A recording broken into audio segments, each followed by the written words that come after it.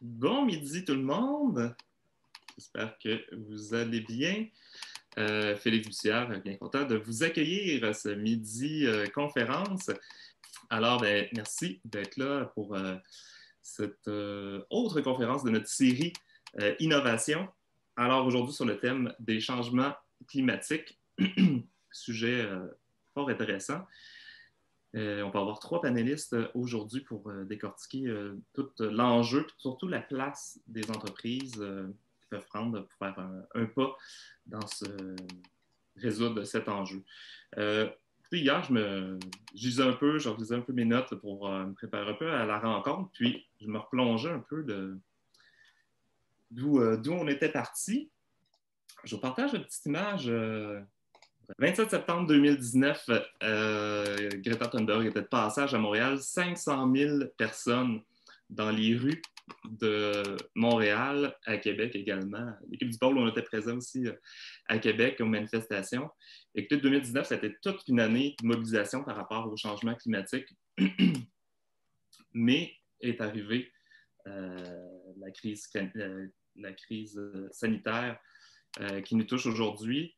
Qui nous a remis en question beaucoup sur notre façon de vivre, comment on traite les aînés, l'impact du tourisme international. On l'a vu, l'arrêt d'utilisation, la baisse d'utilisation des avions en grand nombre, l'impact positif que ça peut avoir, des questions sur l'autonomie alimentaire, beaucoup de questions quand même reliées à l'environnement, mais qui nous amenaient à gérer 2 crises du même coup, qui a laissé un peu la crise climatique un peu en pause. On l'a peut-être oublié un peu, puis là, on se retrouve avec des entreprises qu'on était sur un mouvement, dans un engagement au niveau d'une transition écologique et des entreprises qui sont retrouvées à gérer toute une crise sanitaire puis plein de changements à faire à l'interne, puis juste une survie de leur entreprise. Donc, le pôle, on continue à voir poursuivre là, ce mouvement-là, malgré que les entreprises sont en train de passer à travers la crise, mais on va continuer à se réengager, on croit bien, au niveau des changements climatiques. On sent qu'il y a encore un intérêt de la part des entreprises, mais effectivement, il y a tout qu'un effort à faire pour gérer tout ça en même temps. Ce qu'on pense au pôle, c'est important pour les entreprises comme sociales de rester à l'avant-garde et de faire le pas dans des pratiques éco-responsables, ne pas attendre qu'il y ait des lois environnementales éventuellement, quand les gouvernements vont se mettre à agir sur les changements climatiques, probablement des lois environnementales sévères qui pourraient arriver pour les entreprises. On voit de plus en plus au niveau de l'achat, des consommateurs qui l'exigent, des grands acheteurs également. On travaille beaucoup sur la commercialisation de nos membres, de nos entreprises, qui veulent faire avec des grands acheteurs. Puis on le voit que les grands acheteurs, ils sont de plus en plus dans l'approvisionnement responsable. Donc, il faut être à jour sur nos façons de faire au point de vue environnemental dans nos entreprises. Donc, c'est vraiment le but de la rencontre aujourd'hui. On a 3 panélistes pour explorer la question. On va d'abord avec Audrey, qu'on va traiter d'économie circulaire et d'économie sociale. Est-ce que les entreprises comme sociales sont dans l'économie circulaire? Est-ce qu'ils peuvent le faire? Comment le faire? Démystifier surtout ce qu'est l'économie circulaire.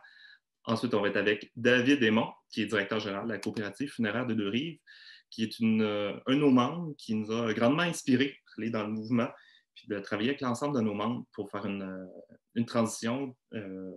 Corps funéraire de Deux-Rives, qui est vraiment une entreprise qui a fait plusieurs changements à l'interne dans ses pratiques éco-responsables.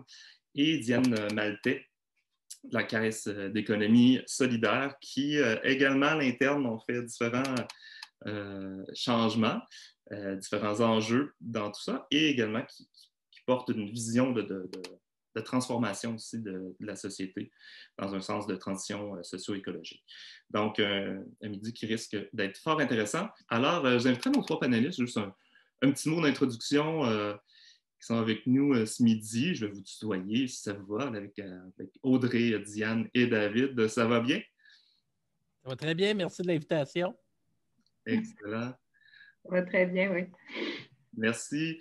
Audrey qui est au Conseil régional de l'environnement. Je pense que je n'avais pas mentionné. Ça va bien, Audrey?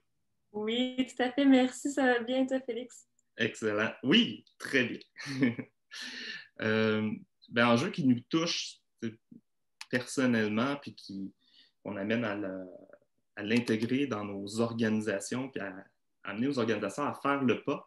Je vais commencer premièrement avec Audrey. Tu peux te préparer point de vue technique, peut-être juste partager ton écran.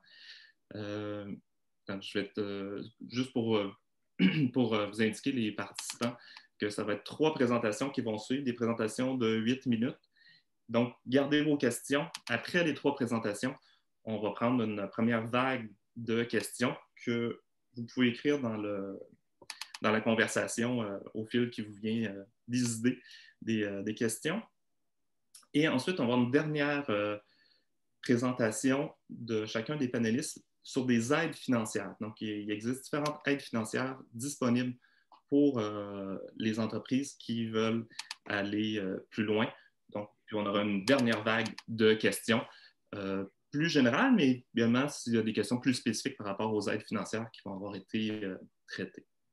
Alors, si ça va pour tout le monde, je te laisse la parole, Audrey.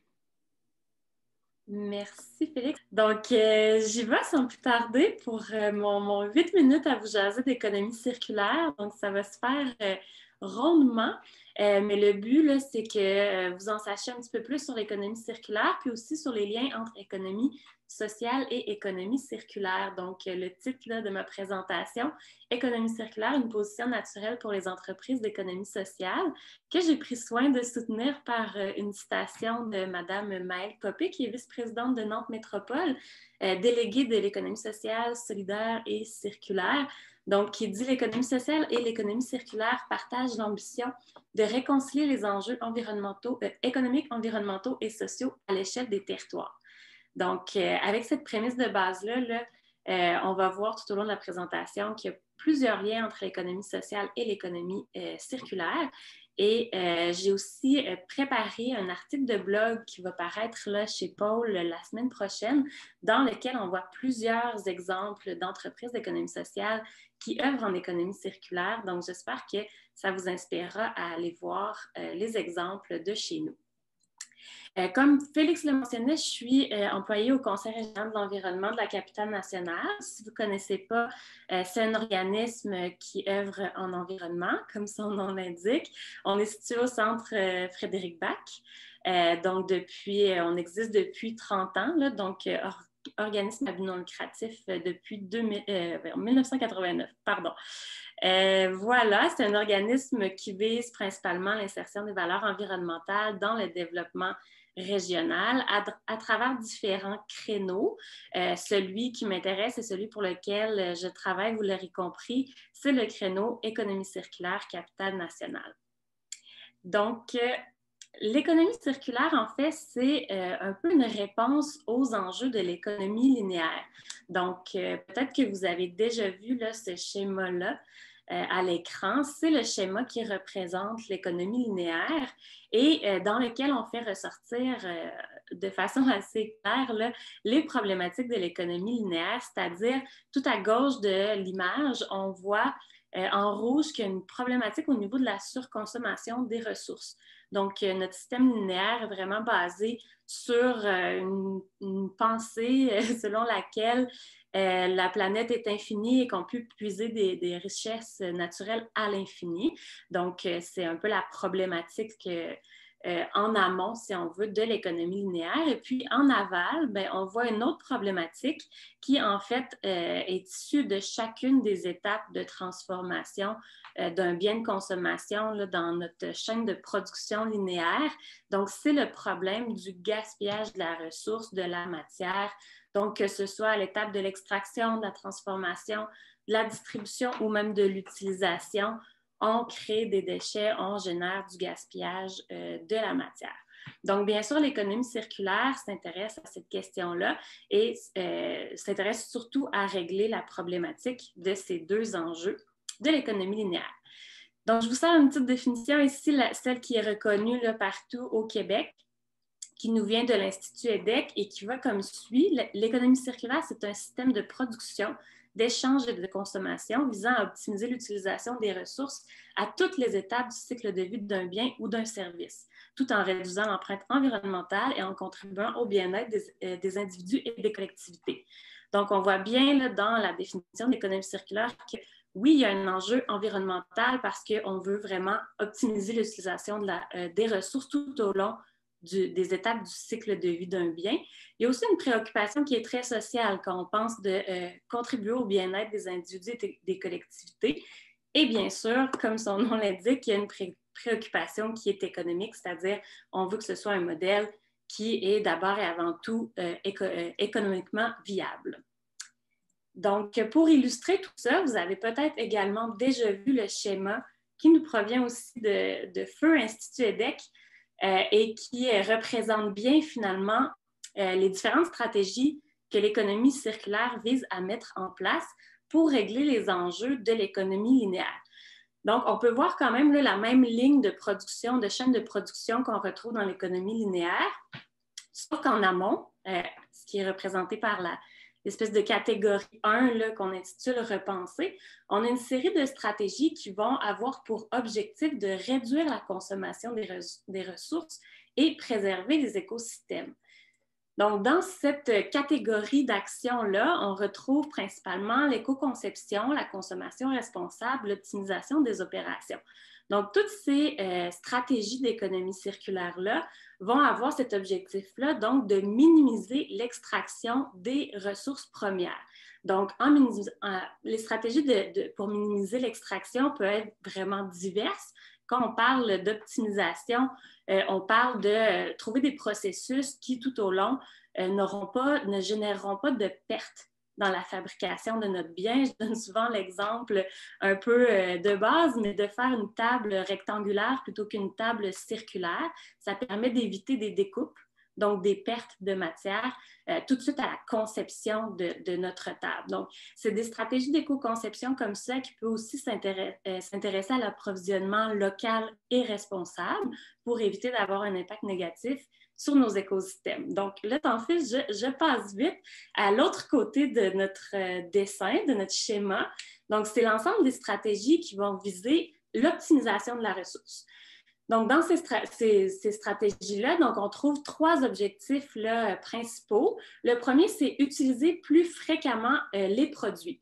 Donc, par exemple, on a un produit qui est mis sur le marché. Donc, on est vraiment à l'extrême droite du spectre. La matière est déjà extraite, elle est déjà mise en marché. Mais là, on veut maximiser son utilisation. On veut qu'elle soit utilisée plus fréquemment. Donc, on va utiliser des stratégies d'économie collaborative, de partage et de location.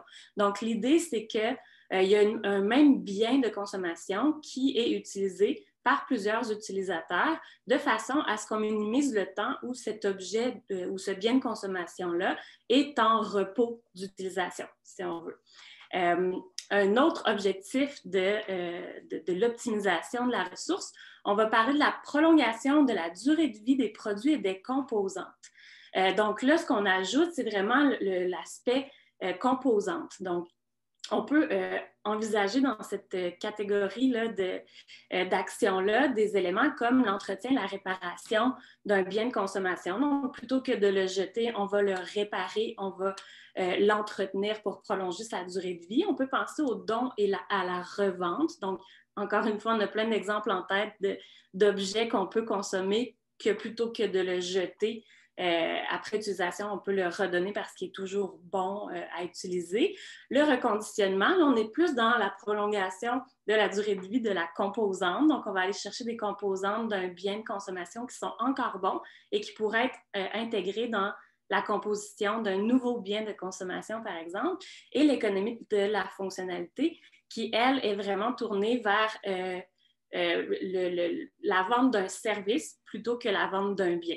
Donc, le consommateur va acheter un service et non le bien, la matière associée à ce service-là. Enfin, dans le troisième objectif, c'est de redonner une nouvelle vie aux ressources. Donc, je passe vite, vous connaissez bien ce type de stratégie-là qui implique le recyclage, le compostage, la valorisation et tout ce qui est l'écologie industrielle. Donc, quand ces opérations de redonner une deuxième vie à une matière se font entre entreprises. Donc, je passe très, très vite sur mon autre diapo qui voulait simplement rappeler qu'à travers toutes ces stratégies-là, il y a énormément de liens qui se font entre l'économie sociale et circulaire, souvent parce qu'on est ancré dans un territoire. L'économie circulaire, comme l'économie sociale, se fait vraiment dans un contexte territorial avec une communauté où il y a beaucoup de coopération entre les acteurs. C'est ça qui prend vraiment en considération l'impact de ce développement de ce système économique-là sur la communauté. Donc, voilà, j'arrive à la période de questions qu'on va reporter, je crois, après nos présentations. Mais si l'économie circulaire vous intéresse, je vous invite là, à consulter le site Internet du CREA qui parle de l'économie circulaire. Et si votre entreprise fait de l'économie circulaire, je vous invite à communiquer avec moi. Donc, on est vraiment à la recherche là, des exemples clés dans la capitale nationale, Ville de Québec, pour les mettre de l'avant à travers nos réseaux sociaux. Et si vous êtes intéressé à faire de l'économie circulaire, je vous invite aussi à communiquer avec moi. On pourra vous donner des trucs, des astuces pour aller de l'avant. Donc, voilà. Merci. Merci beaucoup, Audrey. Et Audrey sera de retour à la fin tantôt pour des questions, mais également parler d'un programme de financement qui est présent pour les entreprises. Alors, monsieur Aymon, ça va bien? Oui. Parfait.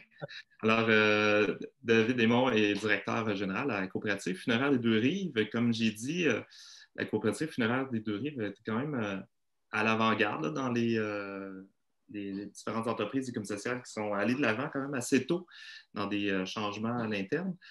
Mais j'en dis pas plus. Je te laisse, David, y aller si tu as quelque chose pour tenir ton temps. Sinon, je pourrais intervenir vers la fin pour te dire. Et bon, je me suis organisé un chronomètre. C'est un défi de remarquer ça dans 8 minutes. Mais donc, David Aymon, je suis directeur général de la Coopérative funéraire des Deux-Rives. Je suis également vice-président du pôle des entreprises d'économie sociale de la capitale nationale depuis l'an passé. Mais on collabore, les deux organisations, ensemble depuis un grand bout. La présentation que je vous fais ce midi, c'est vraiment plus une démarche pour vous inspirer avec qu'est-ce qui vous allume, voir un peu la genèse de notre engagement à la Coopérative funéraire des Deux-Rives, où l'étincelle est apparue il y a peut-être une vingtaine d'années, mais une démarche plus formelle s'est organisée depuis à peu près une dizaine d'années, depuis 2010. Avant tout, pourquoi la transition écologique? Ça vient me chercher moi-même personnellement au niveau de mes valeurs personnelles. C'est un engagement, c'est un enjeu citoyen. Mais compte tenu que je dirige une coopérative, le développement durable, c'est aussi dans son ADN. C'est une entreprise collective qui est par la communauté, pour la communauté. Donc, de ne pas gérer les affaires d'une coopérative en pensant de façon durable, c'est très contre-productif en quelque sorte. Je vous dirais aussi l'aspect commercial, l'aspect entreprise qui donne des services. L'aspect développement durable, l'aspect impact environnemental, c'est aussi une façon de se tenir à l'avant-garde des changements de réglementation. Donc, ça nous permet d'être au-devant des grands courants de pensée qui vont éventuellement être codifiés dans une réglementation. Donc, ça nous permet de ne pas réagir, mais d'être à l'avant-plan. Au-delà de nos valeurs personnelles et de nos valeurs coopératives, c'est une saine pratique de gouvernance aussi de voir loin devant et aussi de répondre de la meilleure façon possible aux besoins et aspirations de la communauté qui sont nos clients. Donc, c'est une veille stratégique aussi qui est purement commerciale de dire la clientèle, elle est de plus en plus sensibilisée à ces aspects-là. Moi, comme entreprise, si je veux être choisi, il ne faut pas juste que ça soit motivé par ça, mais ça fait partie de la palette d'argumentation pour dire que c'est une décision d'affaires aussi, en plus d'être une décision de valeur ou d'idéologie. Comme je le disais, la coopérative, elle est là pour les 10, 20, 30, 60, 100 prochaines années. Donc, c'est important de demeurer pertinent et d'être à l'écoute des enjeux qu'on vit actuellement, comme justement la crise climatique, les changements climatiques. Faut intégrer ces préoccupations-là à nos façons de faire. L'autre aspect aussi de s'engager dans le volet du développement durable, quand on a une approche qui est plus d'administration des affaires, on dit tout le temps administration des affaires, tu ne peux pas améliorer quelque chose que tu ne mesures pas. Fait qu'il y a vraiment un écosystème dans cette transition-là qui existe pour supporter un plan d'action, des indicateurs de performance, nommer des responsables à l'interne. Donc, c'est une logique qui a été adapté à la réalité des affaires. Donc, il n'y a pas d'excuse de dire, ben là, c'est trop abstrait, on ne sait pas trop. Il y a des outils qui existent, puis c'est possible d'intégrer ça dans nos processus, dans nos façons de faire. Je vous dirais une autre chose qui a été également importante à la coopérative, avant d'entreprendre la démarche de façon formelle, c'est on a eu une grande réflexion stratégique pour dire, ben là, notre engagement, il faut l'arrimer, il faut l'aligner avec notre réalité. Notre mission, c'est de livrer des services funéraires. Puis pour vous montrer un peu le dilemme auquel on fait face, c'est sûr que les funérailles les moins polluantes, ce n'est pas de funérailles du tout. Mais là, notre mission, c'est d'accompagner des endeuillés de notre communauté pour leur permettre de redevenir des membres productifs de la société, de les accompagner dans le cheminement, dans le travail du deuil. Les rituels sont importants. Alors, il a fallu se positionner pour dire, bon, écoutez, on va essayer de réduire ce qu'on peut réduire en trouvant des alternatives. Ce qu'on ne peut pas réduire, on va le compenser. Parce que sinon, on va cesser d'exister et on n'accomplira pas notre mission. Fait que ça, je vous dirais, c'est peut-être la grosse décision qui est à prendre en amont. Il ne faut pas que ça soit une démarche qui est dogmatique, il faut que ça soit ancré dans la pratique, dans la réalité, parce que sinon, ça va devenir insoutenable, ça va créer des dilemmes qui vont nous obliger à choisir des voies d'action qui vont à l'encontre même de la mission de l'organisation. Enfin, on a trouvé une coopérative a une mission d'éducation, d'information qui est spécifique à notre domaine d'activité, mais pour le développement durable, on ne pouvait pas envisager s'engager sans associer ça à des démarches de sensibilisation et d'éducation de nos parties prenantes, les administrateurs, les employés, mais aussi le grand public. Notre démarche, comment elle s'est réalisée? Bien, le directeur général qui était là avant moi, Gary Lavoie, qui est maintenant à la Caisse d'économie solidaire comme président du conseil d'administration, ça prend toujours un ambassadeur quelque part dans une organisation pour que ça parte. Ça prend une étincelle. Ça prend quelqu'un qui va prendre son bâton du pèlerin, qui va aller convaincre les gens, qui va y penser la nuit, qui va se réveiller la fin de semaine. Bien, c'était Gary Lavoie chez nous. Chez vous, si vous voulez que ça démarre, puis que vous ne voyez pas que quelqu'un dans la gouvernance, dans la direction auprès des employés, qui a cette étincelle-là, nommez un ambassadeur. Faites-en une responsabilité officielle dans sa description de tâche, qui fasse une veille stratégique, qui soit le chien de garde, qui les pose les questions fatigantes.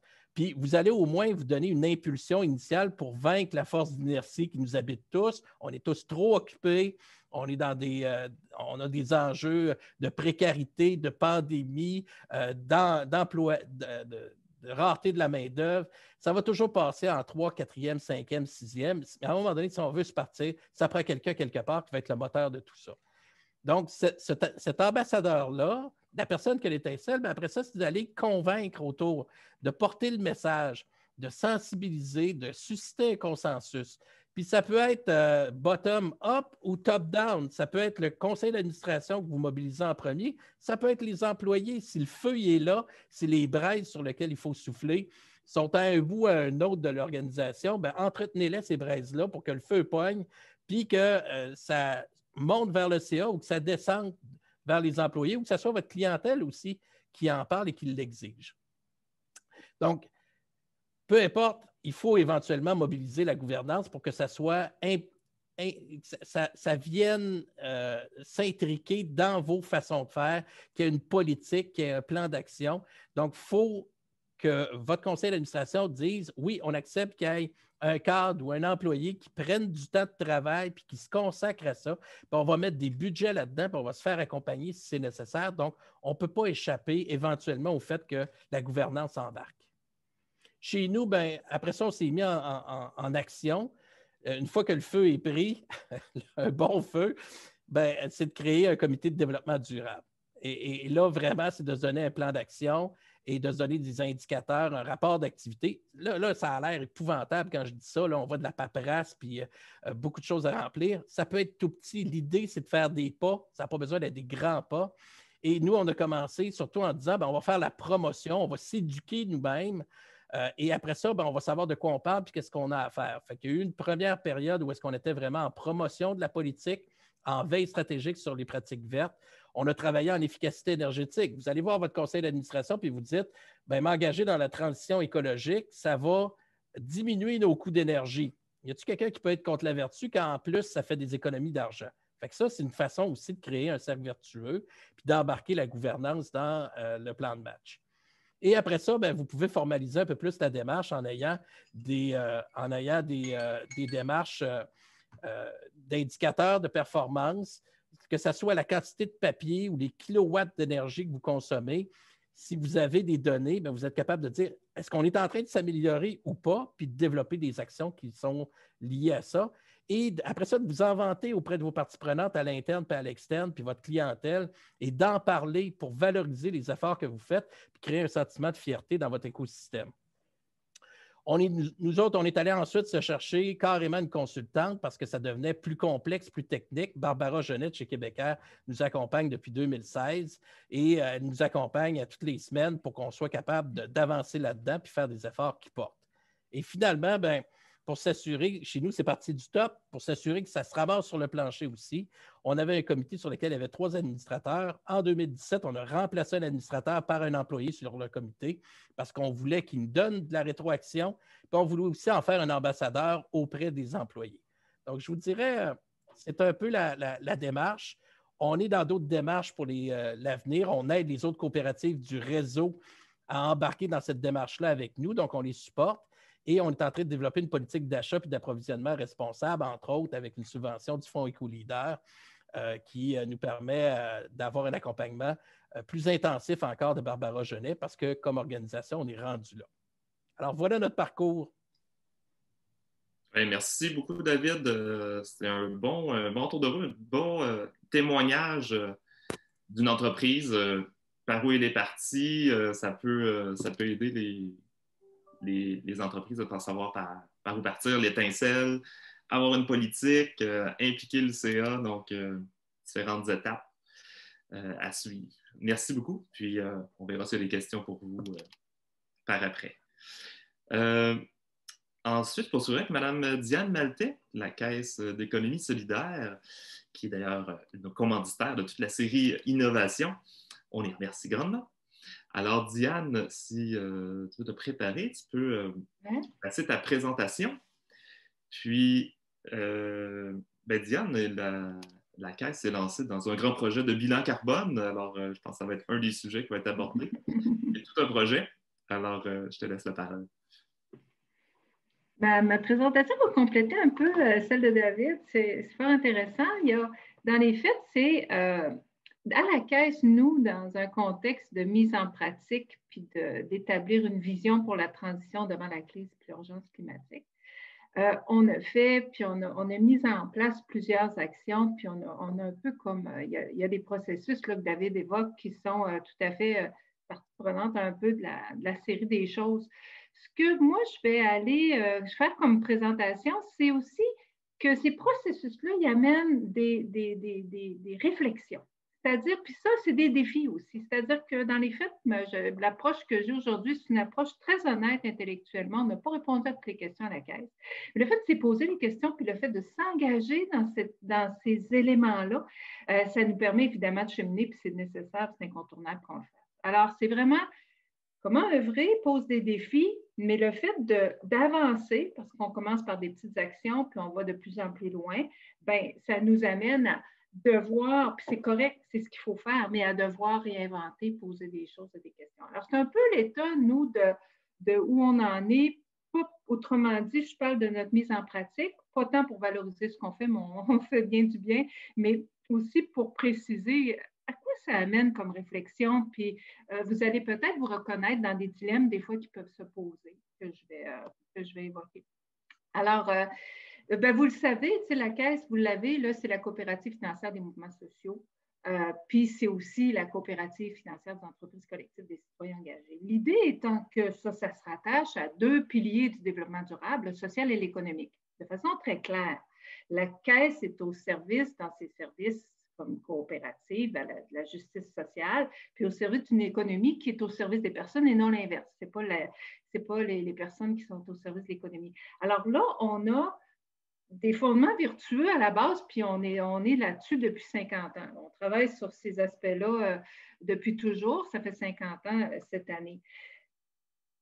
Maintenant, quand on arrive à l'aspect environnemental des choses, on a à décliner puis à voir comment les choses se placent. Évidemment que compte tenu de nos options très fortes de mission à la Caisse qui sont quand même assez bien connues, ça fait longtemps qu'on s'est engagé, puis là, je vous les nomme en rafale, mais dans des stratégies, évidemment, de recyclage, de gestion des transports des employés, de mesures, d'ailleurs, d'incitation à la prise des transports publics. Après ça, à l'éco-responsabilité de nos événements. On a fait des événements 5e niveau qui sont ce qu'il y a de plus élevé dans ce qui existe. Après ça, bon, écoutez, le papier, on le sait, acheter notre... Il y a une somme de petites mesures, ils sont là. L'idée étant qu'il faut toujours aller plus loin. On a maintenant une politique de développement durable qu'on veut établir sur l'axe transversal, sur l'ensemble des choses, puis on travaille une politique d'achat. Le but étant de vous dire que là, dans notre cheminement, on a fait notre empreinte carbone récemment. On a été d'ailleurs les premiers à la faire. On est bien contents, bien fiers de ça. Mais très rapidement, là, les autres, puis là, je parle d'institutions financières parce que c'est notre secteur d'activité, là, ça rentre. Là, ça commence à se parler qu'il faut faire des bilans carbone. Puis tout ça, c'est super. On est content que ça suive. En dehors des aspects méthodologiques de la chose, de se faire un bilan carbone, qui sont quand même des enjeux. Parce que quand on fait une méthode de calcul de bilan carbone, comprenez que tu as des suppositions où tu mets des paramètres dans ton calcul. Alors, il y avait des questions de gestion méthodologique. On pense qu'on a quand même un bilan, que je vais vous présenter d'ailleurs. On a un bilan qui parle bien et qui, d'après nous, malgré certains... parce que faire une méthodologie de bilan carbone, c'est quand même quelque chose d'assez complexe. Je vous roule rapidement avant de vous présenter notre bilan carbone. Quelle sorte de clientèle on dessert? Parce que ça influence directement le bilan carbone. Donc là, je ne vous fais pas une présentation corpo, je vais juste vous mettre en contexte qu'est-ce que la Caisse fait. Elle travaille avec les citoyens. Ces gens-là, les citoyens, ils s'achètent des maisons, ils sont des consommateurs. Nous, ce qu'on fait, c'est qu'on accompagne en financement ces personnes-là. On a les mouvements sociaux. Du côté des mouvements sociaux, on leur prodigue des financements pour qu'il y ait des locaux et pour qu'ils puissent faire leurs activités, des marges de crédit. L'habitation communautaire, ben, c'est de l'immobilier collectif, donc on met le toit sur la tête des personnes, puis en plus, on prodigue un habitat dans les collectivités, pour souvent, dans l'immobilier collectif, on le sait, là, on rejoint des clientèles plus défavorisées. Alors, on a les entreprises collectives au Québec, vous le savez sûrement. Alors, tout ça pour vous dire, vous voyez là, ce qu'on a comme, entre guillemets, portefeuille d'intervention. Bien, voilà notre bilan carbone. Notre empreinte carbone, on a réalisé à la Caisse, c'est 99% et rattaché à nos financements. Alors, quand je vous disais qu'on gérait le papier puis qu'on gérait nos événements éco-responsables, c'est beau, mais il faut voir, puis c'est ce qui nous intéresse énormément beaucoup à la Caisse, le réel impact des choses, puis avoir une vision claire de situation. Notre empreinte, elle est très, très, très, très dans l'immobilier. Puis là, la question que je soulève avec vous aujourd'hui, c'est la notion que c'est virtueux, entre guillemets, l'immobilier, parce qu'on est dans une stratégie de société, puis on a un volet social, puis un volet social en environnement aussi, en développement durable. Et ça, alors là, ça pose la question, est-ce qu'on veut faire de la décroissance? Non. Alors, il faut trouver des stratégies. C'est pour ça que je vous dis que c'est des questions qui ne sont pas simples. Il faut trouver des stratégies, puis on va les trouver, on va travailler là-dessus. On est très au fait là, de notre obligation d'aller plus loin là-dessus. Est-ce que, décroissance, on ne peut pas aller dans cette option-là. L'intégration d'amélioration, si la plupart de l'immobilier, c'est la diminution, c'est une facture hydroélectrique, on n'a pas tous les espaces non plus là-dessus très facilement. Après ça, quand tu vas à la compensation et à la séquestration, bien, écoute, on a appelé un organisme qui est très, très chevronné dans le domaine, puis on lui a demandé qu'est-ce que ça coûterait pour la compensation. 28 $ par tonne, c'est super. Mais là, après ça, on apprend que quand on compense une tonne, l'effet de la compensation va être dans 70 ans, parce que de la compensation, ce n'est pas dans les airs. Hein. Il faut nécessairement faire de la séquestration de carbone. C'est nécessaire. Mais ça, c'est dans 70 ans que l'impact de l'arbre planté, blablabla, va avoir ses effets. Tout ça pour dire Puis, il ne faut pas qu'il y ait de feux de forêt, il ne faut pas qu'il y ait de tordeuses d'épinettes, il ne faut pas que l'arbre ait été coupé. Alors, vous voyez un peu, je pense que ce que je voulais exprimer aujourd'hui, c'est que ce n'est pas que les défis qu'on nomme, c'est un éloge à l'inaction. Mais ça montre quand même assez bien que ce n'est pas simple, que ce n'est pas du marketing, que ce n'est pas du greenwashing, que quand tu veux t'y mettre vraiment puis trouver des solutions, il faut que tu t'engages dans une réflexion et puis tu prends ton secteur à toi. Puis j'espère que ça résonnera par les entreprises d'économie sociale ont souvent des différents pieds et il pourra y avoir, puis même j'ai entendu David nous dire un peu à un moment donné, il y a eu cette tension-là entre la mission sociale puis le truc environnemental. Bien, c'est ça, ça existe. C'est la réalité en toute honnêteté intellectuelle. Ça ne veut pas dire de ne pas fonctionner. Puis la Caisse, évidemment, dans les 50 prochaines années, parce que c'est clair que ce n'est pas la première mesure. Là, je vais vous en annoncer une tout à l'heure, mais c'est clair qu'on va avoir une série de mesures pour nous et pour nos membres pour adresser ces questions cruciales-là. Et merci beaucoup, Diane, pour la présentation. C'est très parlant. C'était tout qu'un exercice, là, effectivement, de voir. Méchante affaire. Oui, on fait beaucoup dans vos actions. Là, à l'interne, bon, on fait attention à notre consommation, mais finalement, il faut aller miser sur où on va avoir le plus d'impact.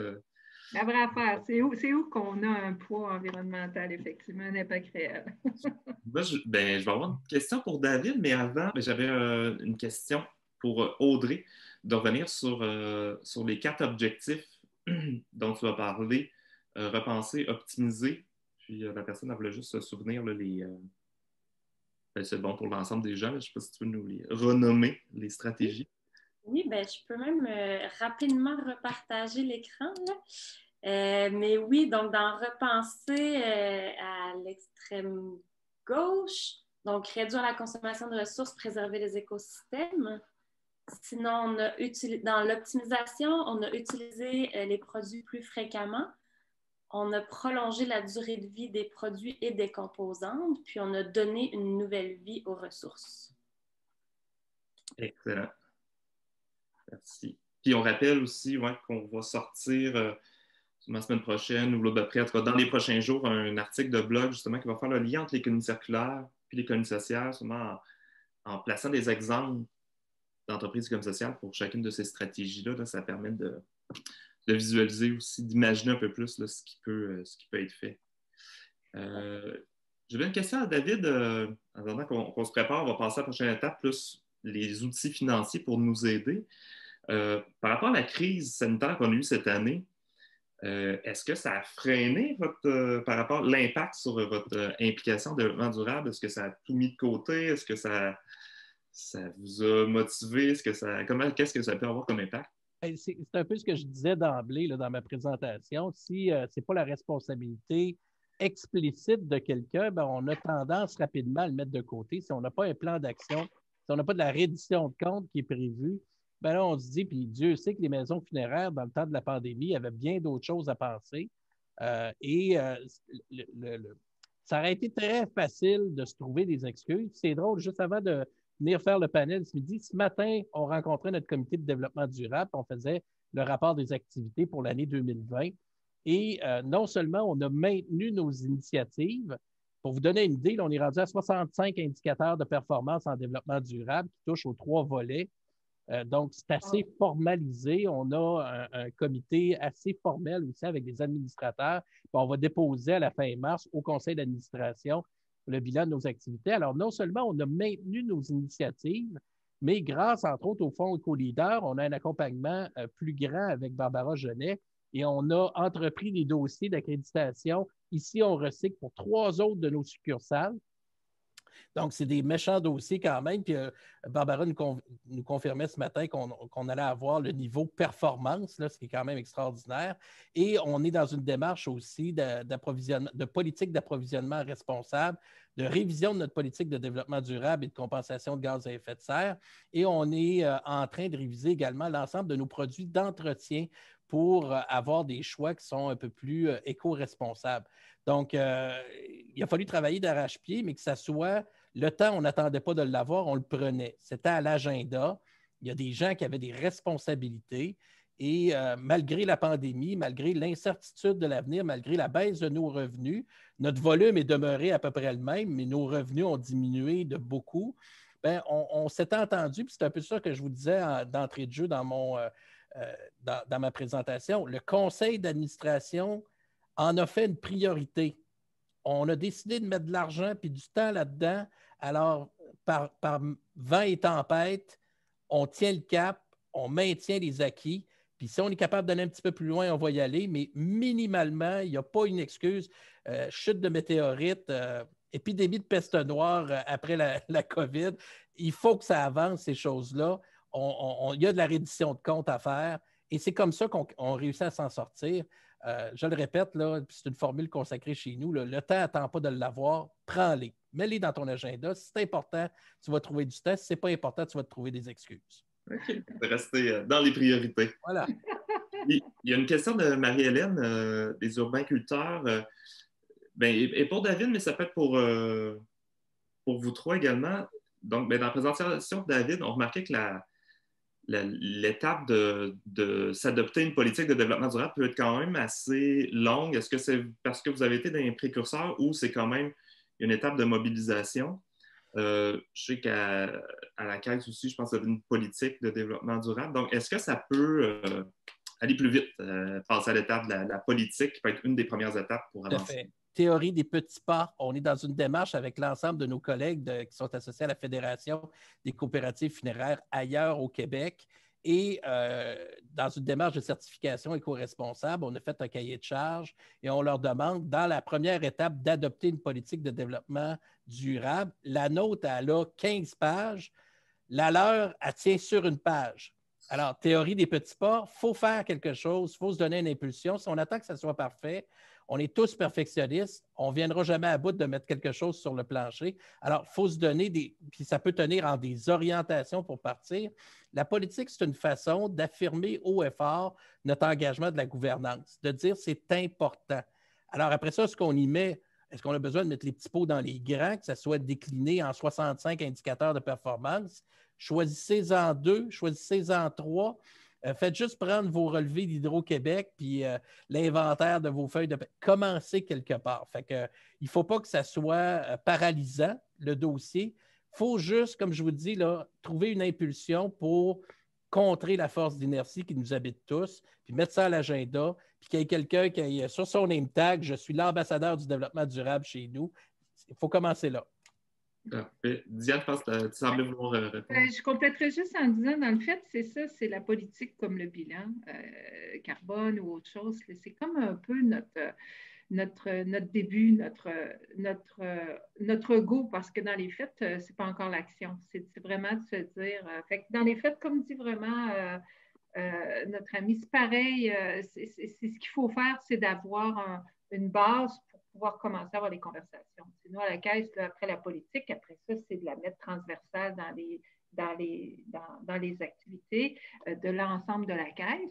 Donc, une fois que tu as une étape de fait, tu peux passer à la deuxième. C'est vraiment la question des pas. Puis, il faut avoir les premiers pas. D'ailleurs, c'est pour ça d'ailleurs qu'on lance les fonds duquel on va parler tout à l'heure. C'est pour initier des premiers pas qui, après ça, vont faire progresser vers autre chose. Super. Puis le pôle aussi, on a adopté une politique de développement durable qui est très simple aussi sur notre site, mais on pourra la mettre dans le lien. Puis écrivez-nous là, pour l'avoir en version Word. Là, fait que c'est facile de prendre du copier-coller et de la réadapter. On l'avait fait, nous autres, pour que ça soit repris par les membres. Là. Donc, c'est un premier... ça enlève des petites étapes, des fois, plus difficiles pour se partir. Parce que là, on a quand même 2 grandes coopératives là, qui ont quand même des moyens. Donc, quand on est une petite entreprise, est-ce que vous avez des trucs, comment on peut partir si on a moins de ressources financières, on n'a pas un employé temps plein qu'on peut mettre sur le dossier du développement durable. Puis Audrey aussi, mais ce serait une question sur les plus petites entreprises. Comment ils peuvent se mettre en action? Si tu me permets, Félix, justement, à titre de vice-président du pôle, il y a des ressources financières, il y a le fonds Éco-Leader, évidemment, mais si je partage mon écran, là, vous avez un fonds qui a été mis sur pied en collaboration avec le pôle, la Caisse d'économie solidaire, et la coopérative a contribué également à la mise sur pied de ce fonds-là, qui est le Fonds Transition écologique. Et le Fonds Transition écologique vient bonifier l'aide financière qui est déjà accordée par le Fonds Éco-Leader. Alors, le Fonds Éco-Leader, c'est 50 des coûts d'une initiative en développement durable et le Fonds Transition écologique du pôle va rajouter un 25 de plus jusqu'à concurrence de 1 000 $. Donc, ça veut dire que il vous reste un 25 à payer de votre poche. Avec un 1 000 $ de votre poche, vous êtes capable de déployer un projet qui va jusqu'à une valeur de 4 000 $. Et les conditions d'admissibilité, si vous avez été accepté dans le Fonds Éco-Leader, bien, vous êtes admissible au Fonds Transition écologique du pôle des entreprises d'économie sociale de la capitale nationale. Donc, avec 4 000 $, ça peut être des honoraires professionnels pour de l'accompagnement, parce que c'est souvent ça le problème. On a des enjeux, mais on ne sait pas par où prendre ça, puis on se dit, je ne suis pas un expert, moi. Bien là, avec ce fonds-là, vous êtes capable d'aller vous en chercher un expert, trouver un enjeu opérationnel ou administratif ou lié à vos bâtisses qui risque d'avoir un effet qui est important et de vous donner justement la bougie d'allumage pour être capable de vous mettre en mouvement. Donc, c'est vraiment une superbe initiative qui a été déployée il y a quelques mois déjà et on espère que les gens vont... si c'était la dernière excuse, on n'a pas l'expertise puis on n'a pas l'argent, ouais. Là, il n'y en a plus d'excuses. Trouvez le temps, mettez ça à l'agenda, donnez un coup de fil au pôle et allez chercher une aide financière. Excellent.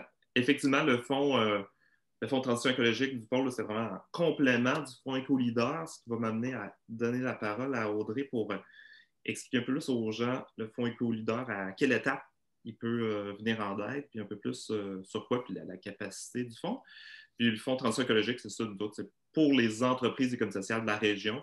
La seule condition, c'est d'être membre du pôle.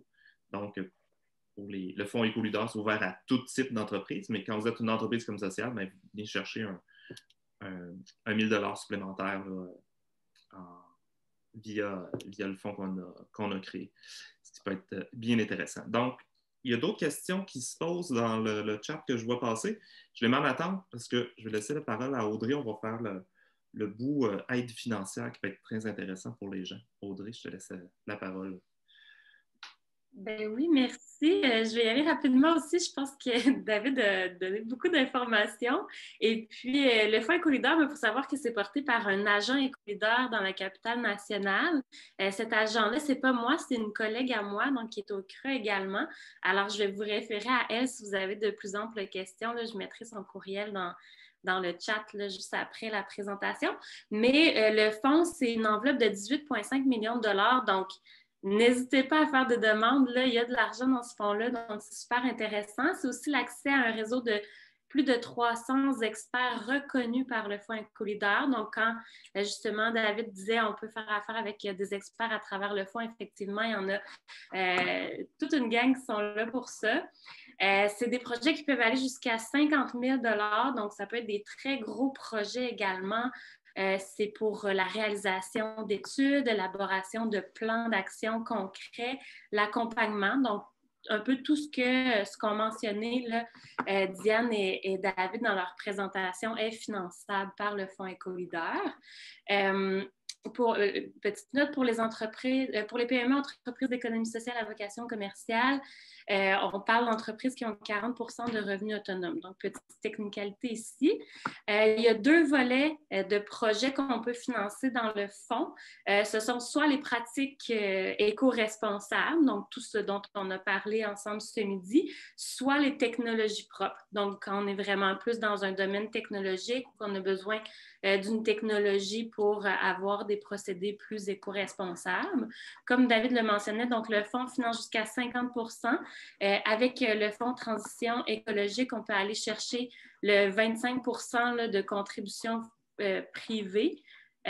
Puis, il reste un 25 % de contribution qui pourrait être publique. Donc, si vous avez des super relations avec la Ville de Québec, elle a envie d'investir 25 % dans votre projet, ça pourrait également là, compléter le montage financier. Et puis, juste un peu plus de détails sur les montants qui peuvent être allés chercher en fonction des différentes catégories de projets qu'on peut déposer. Donc, pour ce qui est des pratiques éco-responsables, comme je vous le mentionnais, c'est tout ce qui est l'étude de la réalisation des études pour l'adoption de pratiques éco-responsables. Donc, les diagnostics de votre entreprise, à savoir où sont justement les plus gros impacts environnementaux de votre entreprise. Ensuite, on peut aller chercher un 10 000 $ aussi pour la réalisation de plans d'action. Donc, justement, une espèce de feuille de route, un plan d'action pour les prochaines années. Et également l'accompagnement, donc l'expert qui vous accompagnera dans la mise en œuvre de vos pratiques éco-responsables. Si on est plus dans les projets qui touchent les technologies propres, on parle encore une fois de réalisation d'études et de plans d'action pour l'acquisition potentielle d'une technologie propre. Donc, ce n'est pas question d'acquisition, mais vraiment les études qui vont mener à le faire à hauteur de 35 000 $, ainsi que l'accompagnement complémentaire à celui déjà fourni dans le cadre des études. Donc, si on a besoin d'un accompagnement pour justement avancer vers l'acquisition de la technologie, on peut aller chercher un autre 15 000 $. Donc, je crois que dans le chat a été mis déjà le lien vers le Fonds Éco-Leader. Je vais arrêter ma présentation et aller vous chercher tout de suite le contact de ma collègue. Si vous avez d'autres questions sur le fonds, ça va lui faire un plaisir de vous répondre. Oui, effectivement, Marie-Claude Bisson, qui est une personne importante dans tout ça, qui est vraiment la porte d'entrée pour vous informer sur votre projet, c'est admissible. Puis on comprend que le Fonds Éco-Leader, avec le partenariat du Fonds de transition écologique là, avec le pôle, on est vraiment dans des étapes préalables, hein, dans des études et tout. Là, ça ne va pas financer l'achat d'éoliennes, là, par exemple, ou de l'installation de géothermie. On est vraiment dans l'étude, dans la préparation, dans l'accompagnement. Mais là, je vais passer la parole à Diane qui vient tout juste, c'est tout chaud, hein, un nouveau fonds. C'est chaud. Alors, écoutez, oui, c'est tout chaud parce qu'on est encore en train même de peaufiner, mais quelques détails, mais l'essentiel est là. Sur le lien qu'on vous donne et tout prochainement, directement à partir du site web. Mais pour aujourd'hui, sur le lien strictement là, qui est dans le chat, vous avez accès aujourd'hui, puis l'appel est lancé et ça débute. Un appel donc pour des initiatives pour un fonds de transition socio-écologique. La complémentarité avec les autres mesures, on a eu des conversations avec le Fonds Éco-Leader. Il est possible d'envisager d'avoir des complémentarités dans les zones justement des budgets, là, qu'il y a des participations qui peuvent venir de d'autres sources. Mais l'initiative du Fonds de transition socio-écologique de la Caisse, donc c'est une aide qui s'ajoute à l'aide du FADM. C'est un fonds de 250 000 qui est réparti sur 3 ans, qui va être décliné en 2 volets. Le premier volet, c'est par appel de projets successifs. C'est un volet ici qui vise au soutien à l'amélioration des pratiques des entreprises collectives et des organisations membres dans un objectif de transition socio-écologique durable. Vous avez sur le site web, vous allez pouvoir l'explorer avec le lien, les objectifs du projet ou ce qu'on entend par les projets qui pourraient être soutenus, mais c'est des projets qui ont un impact de façon permanente. C'est l'implantation d'activités et d'initiatives qui modifient les pratiques en vue d'une transition socio-écologique durable. Le deuxième volet, c'est le soutien. Et le premier volet, comme je vous disais, c'est un appel par appel de projet. Pour finir là-dessus, vous avez jusqu'au 20 août 2021 pour le premier appel de projet. Il va y avoir 3 à 4 projets sélectionnés parmi la cohorte des projets reçus. Et puis, il va y avoir une présentation de ces projets-là lors de notre événement du 50e anniversaire là, en octobre. Alors, pour ce qui est du deuxième volet, c'est plus une approche en continu. Puis, on est dans le vrai petit pas, là, puis c'est l'invitation à ce que vous fassiez vous-même votre premier bilan carbone. Et ça va peut-être vous amener des questions, mais c'est parfait, c'est le début de quelque chose. Alors, la Caisse veut soutenir la production du premier bilan. Essentiellement, si vous allez sur le site web, je descends, vous allez voir dans la section du bilan qu'il y a un lien vers un cahier de charges qui précise la démarche. Alors, ce cahier de charges-là peut très bien vous indiquer à vous et à votre CA, c'est quoi, à quoi ça ressemble quand on fait un bilan carbone. Puis c'est surtout aussi la précision qu'on donne à un chargé de projet qui ferait ce bilan-là sur ce serait quoi les étapes qu'on veut qu'ils soient envisagées. Donc, ça va vous permettre, comme organisme, de comprendre, mais aussi ce qu'on fait dans ce contexte du bilan de ce volet 2-là, c'est qu'on rembourse le coût de la démarche jusqu'à 3 000 avec un conseiller, une entreprise spécialisée là, dans la production de bilan carbone. Et puis, c'est ça. Et on va rembourser sur présentation de facture le consultant qui aura été choisi.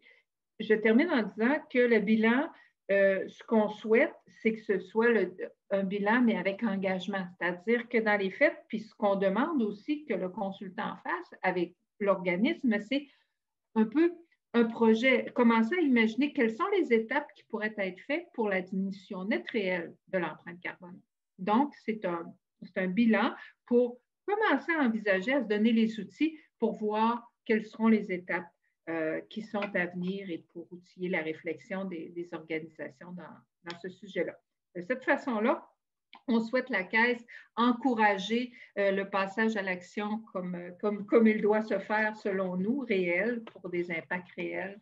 Alors, ben voilà, si vous avez des questions, et puis n'hésitez pas à aller consulter plus avant les formulaires, le site, les informations seront là. Merci beaucoup, Diane. Écoutez, je pense que les gens ont reçu beaucoup d'informations. Dans le chat, vous avez eu beaucoup de liens pertinents qui vous amènent aux différents sites, aux différents fonds.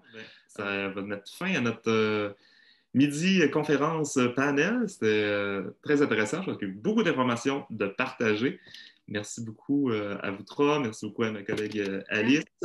Merci à nos commanditaires, la Caisse d'économie solidaire et la Chaire d'engagement social de l'Université Laval, qui est commanditaire également de notre série Innovation. Et suivez-nous sur la page Facebook du pôle, dans notre infolette ou sur notre site. Il y a d'autres événements à venir ce printemps. Je vous salue et je vous souhaite une bonne fin de semaine à tous.